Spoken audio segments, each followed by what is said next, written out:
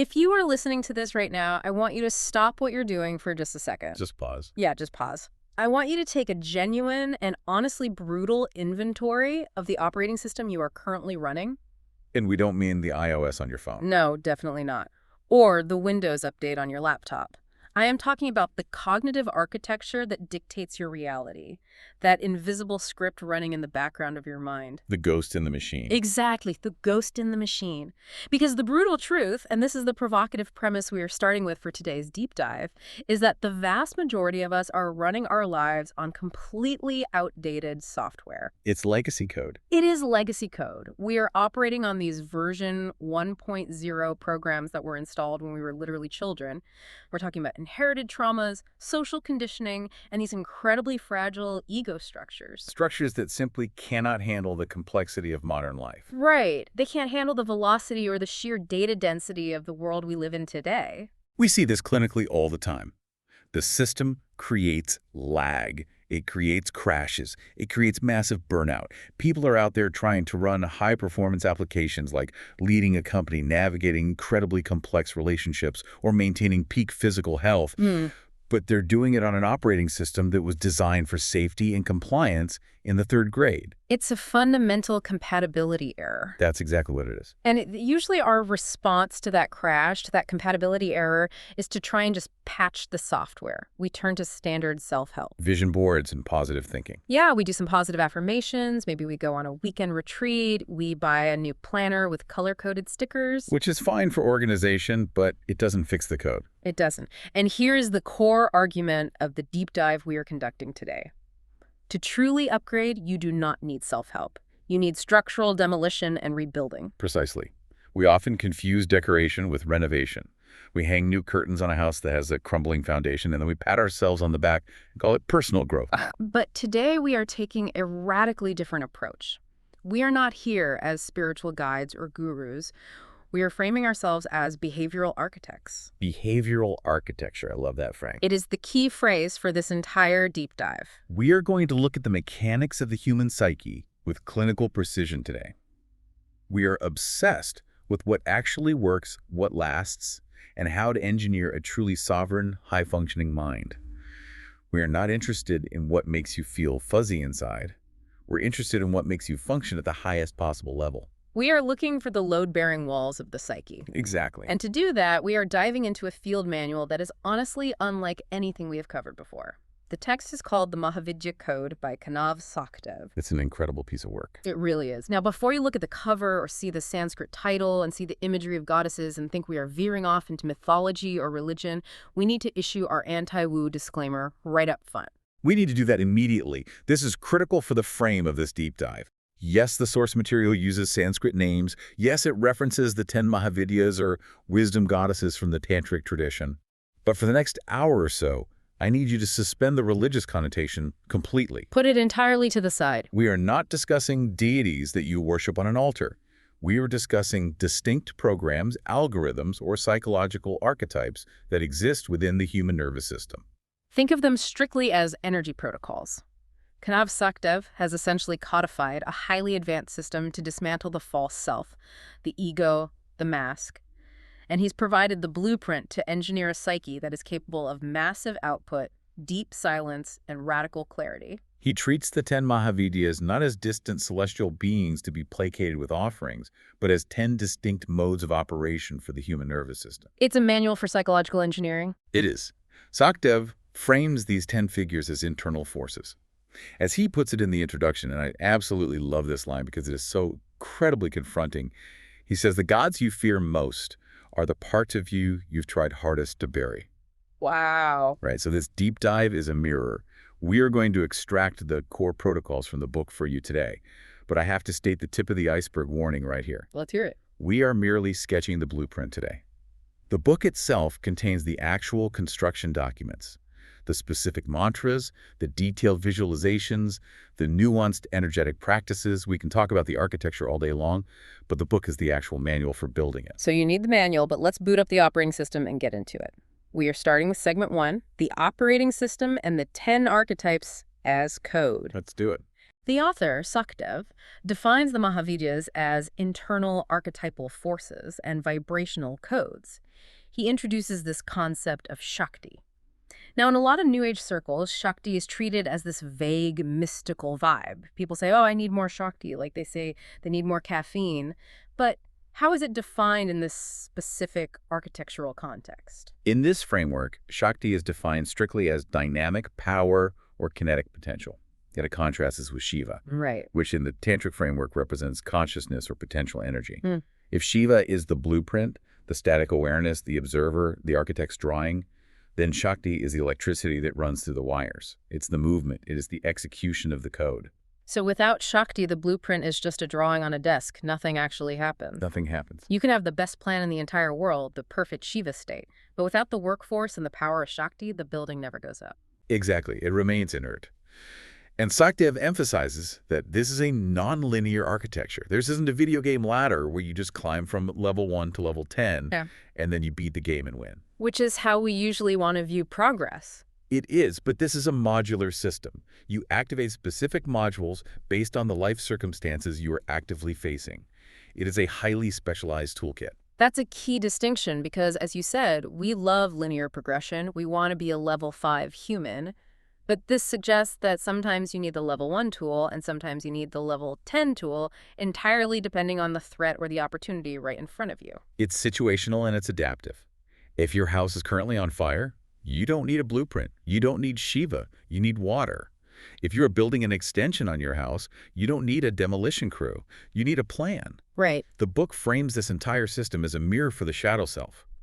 These archetypal codes force you to look at the parts of your own psyche that you have exiled because they just didn't fit the nice, polite narrative you built for yourself. Which perfectly brings us to the first and perhaps the most misunderstood module in this entire system.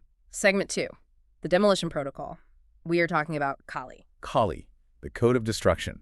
Now, usually when people hear the word destruction, the ego instantly panics. Of course it does. We are biologically wired for survival and for continuity. We desperately want things to stay the exact same. We cling to the known, even if the known is completely miserable. We'd rather be comfortably miserable than step into the unknown. Exactly. But Sachdev reframes this beautifully in the text. He calls her the architect of destruction. He does, and he makes a brilliant distinction between a building collapsing randomly because of rot, which is what happens when we just ignore our issues and repress everything for years, and a controlled demolition. Kali is the controlled demolition. Yes. In a clinical setting, we might call this identity dissolution or ego death. It is the highly surgical removal of obsolete identities. You cannot build a shiny new skyscraper on top of a condemnable, rotting shack. You have to clear the lot first. But the fear is valid. People fear that if they let go of who they think they are, they will be fundamentally destroyed. They think, well, if I'm not the helper, who am I? If I'm not the success story, who am I? If I'm not the startup founder grinding 20 hours a day, do I even exist? But the text specifically mentions that Kali doesn't wound. She severs what binds you. I love that phrasing. I love the concept of the clean cut. It implies extreme precision, not brutality. It's a very powerful image. Think about the difference between pulling a Band-Aid off slowly, pulling it hair by agonizing hair. That is prolonged agony. And that is exactly how most of us do change. We drag it out forever. We stay in the toxic career for 5 years too long. We stay in the dead-end relationship complaining every single day. Kali is ripping it off in one swift go, or better yet, think of the surgical excision of a tumor. It's intense, yes. There is blood, yes, but the pathology is completely gone. Kali appears in the nervous system as sudden endings, a layoff, a breakup that seems to happen out of absolutely nowhere, a core belief system just shattering overnight. Those are the moments where you feel like the rug has been completely pulled out from under you. And usually our first instinct is to try and scramble frantically back onto the rug. But the Kali Protocol suggests we should just let the rug go. Let it go entirely. The source material is very specific here. She destroys false timelines. If you are living a life based on your parents' expectations or an internalized fear of poverty or just strict social compliance, that is a false timeline. It is not yours. It's a script someone else handed you. Right. Kali is the energetic force that snaps that timeline in half so you can actually get on the real one. It feels like a total disaster in the present moment, but in retrospect, it is always a massive liberation. And there is a real somatic component to this, right? This isn't just a fun mental idea or a neat philosophy. You feel this physically in your body. This is where understanding the manual becomes incredibly vital, because the book details the specific somatic symptoms of a Kali activation. Intense heat in the spine, trembling in the legs, a sudden violent purging of emotion. It is so critical for the listener to understand this, because if you don't have this manual, if you don't have Sachdev's book, you might completely misdiagnose yourself. You might think you're having a nervous breakdown. You might think, I am losing my mind. I need to be medicated. But according to Sachdev, you aren't breaking down. You are breaking through. You are metabolizing years and years of suppressed data. The trembling isn't weakness. It's the nervous system finally discharging stored trauma. The book also discusses the bija, or seed sound technology, associated with this specific protocol. The sound is Chris, pronounced cream, and this isn't just chanting for the sake of feeling spiritual. No, we're treating this as highly specific acoustic therapy, sonic neurohacking. The sound cream acts like a vibrational knife. It cuts neural loops. If you are obsessing, if you are ruminating, stuck in an endless feedback loop of why did this happen to me or what if I fail, the application of this specific sound frequency is designed to mechanically sever that loop. It stops the signal processing so the nervous system can actually reset. It is literally like hitting Control-Alt-Delete on a frozen computer. And the book outlines exactly how to pitch this sound to resonate in the specific chakras or energy centers to maximize that cutting effect. You need the book to get the exact pitch and focus points right. So let's say you have successfully run the Demolition Protocol. The lot is empty, there's rubble everywhere, it's chaos, you feel incredibly raw and exposed. You need to know where to go next. This leads us directly to segment 3. The navigational compass. This is the archetype of Tara. Tara represents the code of guidance. If Kali is the raging fire that burns the dead forest to the ground, Tara is the quiet navigational star that guides you safely out of the smoke. But Sachdev makes a crucial distinction here that really appeals to our behavioral architecture framework. This is not about a savior complex. Right. She is not an external rescuer coming down from the clouds to pick you up in a helicopter and save you from your problems, which, let's be honest, is what we usually want. We want someone else to come fix it. We want a parent. Exactly. But that is dependency. Tara is the parasympathetic response. She is the internal protocol for regulating the system during periods of high stress so that your own internal guidance can actually be heard. Because when you are in a Kali state, when you are in full fight-or-flight sympathetic nervous system overload, you are functionally IQ deficient. Your prefrontal cortex goes completely offline. You are purely reacting, you are not responding, you cannot think strategically at all. Tara is the biological mechanism that switches you from panic back to regulation. She turns the higher brain back on.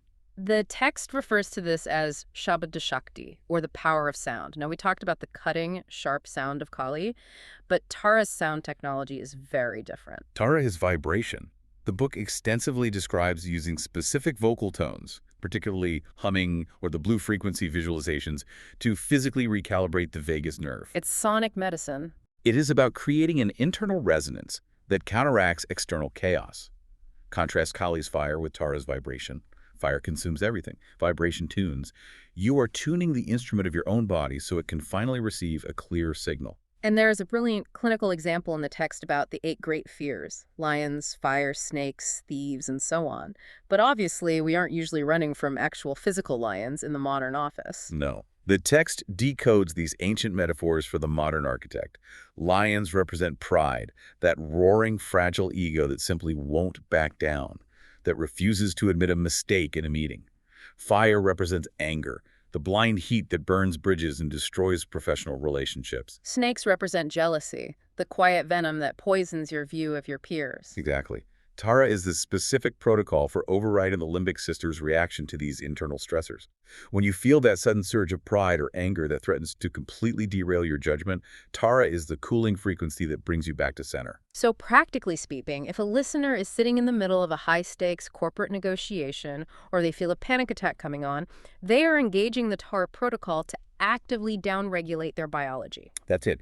You are consciously moving from reaction to resonance. You are creating a critical pause where sovereign guidance can actually emerge. You stop frantically looking for an external savior, and you access the pure data that is already inside you. You become your own compass. Okay, so we have cleared the land with Kali. We have calmed the nervous system with Tara. Now you actually need to build. You need a structure. Segment 4, the coherence engine. This is Tripura Sundari. The inner queen, or the high-functioning executive. This is the code of alignment. Now, the common translation for this specific archetype usually involves the word beauty, and I think a lot of analytical people immediately tune out right there. They think it's about aesthetics or vanity. But Sachdev reframes beauty in a way that is absolutely essential for our framework. He moves entirely away from vanity and defines beauty strictly as geometric alignment and organization. I love the analogy that a well-designed building isn't just pretty, it is beautiful because it is structurally sound. It actually works. The lines are true. The load is distributed perfectly across the foundation. That is Tripura Sundari.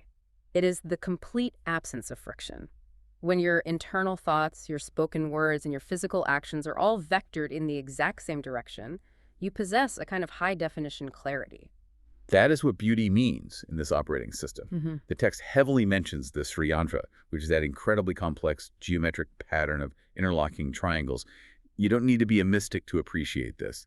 Sachdev presents it as a literal blueprint for the perfectly organized mind. It represents the flawless integration of masculine and feminine structure and flow. And what about desire? The book talks extensively about kama. This is a huge pivot point in the text, and honestly highly controversial in traditional spiritual circles. Many austere ascetic systems say you must kill your desires. They say desire is the root of all human suffering. But Sachdev argues that the Tripura Sundari protocol actually uses desire as a compass. It's raw data. Yes. What you deeply desire is a crucial signal of where your true alignment lies. Instead of rigidly suppressing it, you organize your architecture around it. So if you deeply desire leadership or massive wealth or a very specific type of romantic connection, that isn't a sin in this system, it's a vector. It's pure fuel, but it has to be rigorously organized. It cannot just be chaotic, feral craving. And the text speaks of the Bindu point, the exact center point of the Sri Yantra. The Bindu is fascinating from a psychological standpoint. It is essentially the singularity. It is the capacity to operate from a place of absolute, unshakable stillness while managing massive external complexity. Think of a CEO during a hostile corporate merger. Right. There was chaos everywhere. They're dealing with 3 different time zones, unbelievably high stakes, vicious legal battles, but she is standing firmly at the Bindu point, totally still, totally effective. She isn't running around the boardroom screaming. She is the calm eye of the hurricane. That is the Tripura Sundari protocol in action.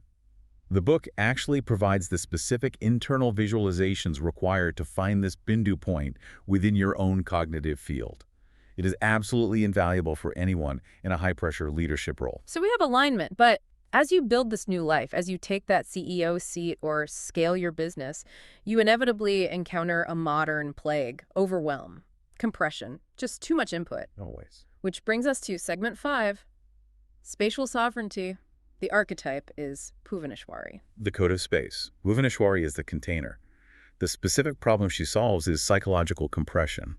We are constantly compressed by Slack notifications, unread emails, family demands, density, and just absorbing other people's chaotic emotions. The nervous system physically collapses under this pressure because it simply doesn't have enough RAM, so to speak, to process it all. So the solution isn't necessarily to just do less or to quit your job and retreat to a cave in the woods. No, because we want to be high-functioning players in the world.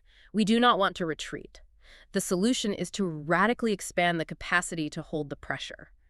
In clinical therapy, we refer to this as the window of tolerance. Bhuvaneshwari is the psychological capacity to hold immense tension, deep paradox, and wildly opposing viewpoints in a room without your nervous system collapsing into a panic state. It is space holding as a premier leadership skill. I see. It's the ability to be the void in the room that absorbs the chaos of a frantic team meeting and just neutralizes it, simply by not reacting to it. Correct. You become the actual environment rather than just a frantic object bouncing around within it. If you are a small cup of water, a single spoonful of salt makes the water completely undrinkable. But if you are a massive lake, a spoonful of salt does absolutely nothing. Exactly. Bhuvaneshwari is the specific protocol for becoming the lake. The book details highly specific visualization exercises regarding the inner sky. This actively trains the brain to disengage from immediate limbic reactivity by shifting your perspective to the vast space around the problem rather than staring directly at the problem itself. It is a profoundly powerful cognitive reframing tool. It allows you to remain totally sovereign even in a toxic, high-pressure environment. You must get the book to learn these space-expanding visualizations. They are game changers. Okay, so we have space, we are the lake, but space can be very passive. Sometimes you need heat, you need to get things done, you need to grind and execute. This brings us to segment 6, the incinerator, Harvey. the code of discipline. This is the hard shift from vast space to intense heat. The Sanskrit term here is tapas, and again, this is often horribly mistranslated as penance or pointless suffering. Sachdev defines tapas purely as friction. Yeah, basic physics. It is. Friction creates heat. Heat creates transformation. You literally cannot turn a solid block of ice into a liquid without applying heat. You cannot change a deeply ingrained neurological habit without the heat of friction. So Haravi is the boot camp archetype. She is the uncompromising disciplinarian of the psyche. This is the protocol for overcoming deep lethargy, chronic procrastination, and the trauma freeze response. It actively stimulates the Pingala Nadi, or the solar channel in the energetic body. It's that raw energy that forces you to get up at 4 in the morning to train when every cell in your body wants to sleep. It's the energy that forces you to finish the manuscript when you are completely bored with it. It is the protocol for burning straight through resistance. But there is a massive warning label attached to this one, isn't there? Because clinically, we see people get stuck in Faravi mode constantly. Big time. We live in a completely Bharavi-obsessed culture, the relentless hustle culture. The grim shadow of Paravi is complete adrenal burnout, blind rage, and extreme cognitive rigidity. If you run the heat protocol too long without engaging the cooling protocol of Tara or the space protocol of Bhuvaneshwari, you will melt the engine. You will literally fry your adrenals. The book, and again, I highly recommend getting the physical manual for this because he extensively breaks down the physiological warning signs, provides the essential safety valves. It teaches you exactly how to engage tapas without destroying the host organism. It is about initiating controlled burns in the forest, not starting a wildfire that burns your whole life down. Now we arrive at perhaps the most visually shocking archetype in the entire stack. Segment 7, the circuit breaker. Chinnamasta. The code of ego sacrifice. The traditional visual here is incredibly intense. It's a goddess casually holding her own severed head, drinking the blood streaming from her own neck. It's extremely gruesome if you look at it literally. It is, but we need to pivot immediately to psychological mechanics. Right, we are absolutely not talking about self-harm here. Not at all. This is strictly about achieving the headless state. Which modern psychology refers to as the flow state. Exactly. Cutting the head is a brilliant metaphor for entirely bypassing the prefrontal cortex, the overanalyzer, the linear thinker, the constant I that narrates every second of your life. Chinnamasta represents that lightning strike of sudden, nonlinear realization. It's the profound aha moment that completely defies linear logic. It is when you are in the zone so incredibly deep that you simply disappear, and only the pure action remains. Elite athletes know this state intimately. Master musicians know this state. The source material also touches heavily on sexual or vital energy here. She is often depicted standing on top of a copulating couple, Kama and Rati. Yes, but again, in this strict architectural context, it is about sublimation. It's taking primal, biological, vital drive, which is incredibly potent raw fuel, and intentionally routing it upwards into higher cognitive power. It's the Kundalini rising mechanism. It's using that raw biological drive to fuel a massive breakthrough in consciousness. It is literally converting lust into lightning. And the concept of sacrifice here is so interesting. It is not driven by self-hatred. No, it is the voluntary sacrifice of the identity. Think of our entrepreneur example again. To successfully scale from a scrappy startup to a major global corporation, the founder almost always has to kill their identity as the hands-on controlling founder to become the strategic, hands-off CEO. The old head absolutely must go. If you obstinately keep the old head, the new corporate body cannot live. It will suffocate. You have to willingly sacrifice who you were to become who you are required to be next. Chinnamasta is the advanced protocol for voluntary identity upgrade. It is having the sheer bravery to sever the head of your own outdated ego. It's incredibly powerful when applied correctly. But what happens when the system just stalls? Not the explosive demolition of Kali, but the slow, grinding stagnation, the empty void. That brings us to segment 8, the system reset, Dhumavati. The code of the void. Dhumavati is the crone archetype. She is the widow, the dense smoke. She perfectly represents the winter phase of any life cycle. Deep depression, sudden loss, total stagnation, sitting in the waiting room of life. Modern Western culture absolutely hates this phase. We are culturally obsessed with toxic positivity. We want eternal summer. We demand the profit graph to always go up and to the right, forever. We are functionally allergic to the void. We try to aggressively medicate it away. We frantically distract ourselves from it. We scroll endlessly through it, or we try to just hustle through it. And Sachdev forcefully argues that this is a fatal architectural error. Dhumavati teaches the absolute necessity of the strategic void.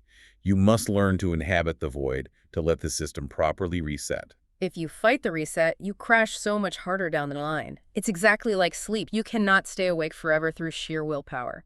Dhumavati is the necessary sleep cycle of the soul. It is the profound wisdom of unbecoming. Yes, the immense psychological power of allowing yourself to be invisible, unwanted, and totally silent for a season. It violently strips away your shallow addiction to external validation. If you can truly sit in the Dhumavati phase, sitting alone in the smoke, in the terrifying unknown, without instantly panicking and reaching for a distraction, you develop a baseline resilience that is totally unshakable. Because you finally know, in your bones, that you can survive absolute nothingness. The book outlines highly specific ways to properly hold this void so it actually becomes fertile ground for the next phase, rather than just a graveyard where you give up. It radically changes your relationship with the concept of failure. Failure just becomes a fallow field resting quietly for the next harvest. So moving from the void to the intentional pause, segment 9, the stasis protocol, Bagalamukhi. The code of stillness. The key Sanskrit operating term here is stambhana. It literally means paralysis or stopping power. The golden silence. Bagalamukhi is not about actively fighting your enemy. She's about entirely freezing the opponent in their tracks. In a clinical behavioral sense, this is the profound power of the pause. It is the ability to forcefully stop a reactive neurological loop instantly. So let's talk conflict resolution. You are in a heated argument with your spouse, your heart rate is wildly spiking, you're about to say something deeply destructive that you'll regret for years. Bagalamukhi is the protocol that completely freezes that limbic reaction. Exactly. She arrests the panic spiral dead in its tracks. She arrests the negative thought loop. It was called virotana, reversal, turning a negative momentum violently back on itself. It's very akin to mental aikido. It is. You don't strike back. You simply use the opponent's own momentum to freeze them. The book contains highly specific yellow visualizations and the phlegm mantra markers that act as literal emergency brakes for the runaway mind. If you suffer from a hyperactive, anxious mind, this specific module is not optional. It is essential. It is the emergency brake for the psyche. It gives you the ultimate power, which is the power to not react. Finally, we move to the output phase. You have completely rebuilt the system, you've aligned the geometry, you've learned to pause, you've learned to endure the burn. Now you actually need to produce and you need to flow. Segment 10, the output and flow, Matangi and Kamala. Let's start with Matangi, the unfiltered interface. She is known as the outcast goddess. Architecturally, she governs uncensored data. The core problem she solves is heavy social filtering. We constantly block our own native genius because we desperately want to be polite or socially accepted or just fit neatly into the corporate grid. So Matangi is the official permission slip to go completely rogue. To speak the raw, unvarnished truth, to make messy, disruptive art, to access the forbidden or highly unconventional parts of the psyche that polite society tells you to hide. If you are an artist, a writer, a startup founder, or an innovator of any kind, Matangi is your core operating system. She is the protocol for entirely bypassing the internal censor. She represents the vital knowledge that comes exclusively from the fringe, never from the mainstream. It's the weird jazz note that sounds technically wrong but makes the entire composition absolutely perfect. And then finally we have Kamala. Kamala is the prosperity algorithm, the ultimate code of alignment. This contrasts very sharply with the brutal grind of Bhairavi. Bhairavi is maximum effort. Kamala is effortless flow. She represents the lotus stance, deeply rooted in the dark mud, but blooming effortlessly in the bright light. This brings up the fascinating psychology of receptivity. which is a massive, massive issue for most high achievers. We know exactly how to work ourselves into the ground, but we don't know how to simply receive. We aggressively block resources, we block money, we block offers of help, we even deflect simple compliments. Kamala actively rewires the central nervous system to feel physically safe while receiving. It migrates you from a desperate scarcity mindset to a state of sovereign sufficiency. It's the stabilized state of the inner queen. You no longer chase things frantically, you attract them systematically. It is the profound realization that you are the temple. It is the joyous harvest phase after all the brutal demolition and rebuilding is done. So that brings us to segment 11, the integration. We have mapped out 10 very distinct codes. But they are absolutely not 10 separate, isolated things. They form a holographic map of a fully integrated human being. It is an ongoing cycle. You move seamlessly from Kali, the destruction phase, to Tara, finding guidance, to Bhairavi, doing the hard work, to Kamala, reaping the harvest. And then eventually you cycle back to Dimavati, the void, to rest deeply before the entire process starts again. This is the ultimate behavioral architect takeaway for you listening. You cannot possibly build a skyscraper, which is a great, impactful life, without employing the demolition crew of Kali, the flawless blueprint of Tripura Sundari, and the massive funding of Kamala. You absolutely need the whole stack. Precisely. If you only operate in Kali mode, you just have a smoking pile of rubble. If you only have Kamala, you have a beautiful, shiny facade with absolutely no structural foundation to support it. The Mahavidya Code is entirely about integration. It's about becoming whole. It is about having unhindered access to the full keyboard of human experience, not just mashing the happy keys all day long.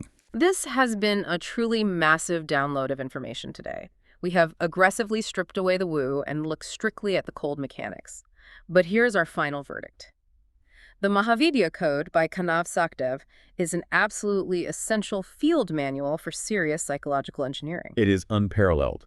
And I really want to emphasize the gap here for our listeners. What we have done in this extensive deep dive is merely provide the rough outline of the architecture. But you cannot build the house with just an outline on a napkin. You need the exact measurements. You need the detailed construction documents. You simply cannot permanently rewire your subconscious mind with a podcast summary. That is the cold reality. To actually install these powerful protocols into your nervous system, you need the full text. You need to perform the specific visualizations, the advanced sound work, the targeted journaling prompts that dig deep into your psyche. So here is our strong call to action for you today. Stop waiting. Go get the Mahavidya Code by Kanav Sachdev right now. It is readily available on Amazon, Google Play, and all major book retailers. And I am going to personally push the audiobook version here as well. We spent a lot of time today talking about sound technology, Tara's cooling vibrations, the cutting bija mantras of Kali. Hearing the exact pronunciation, physically feeling the vibration of those specific sounds in the official audiobook is a completely different visceral experience. It really is. The audiobook is available right now on Spotify and Google Play. Get both if you are serious about this. Don't just sit there and listen to us describe the map. Actually walk the territory yourself. Get the manual. You have the tools now. This has been a deep dive from the Transformation Roadmap. Thank you for listening. Now go get the manual and start building.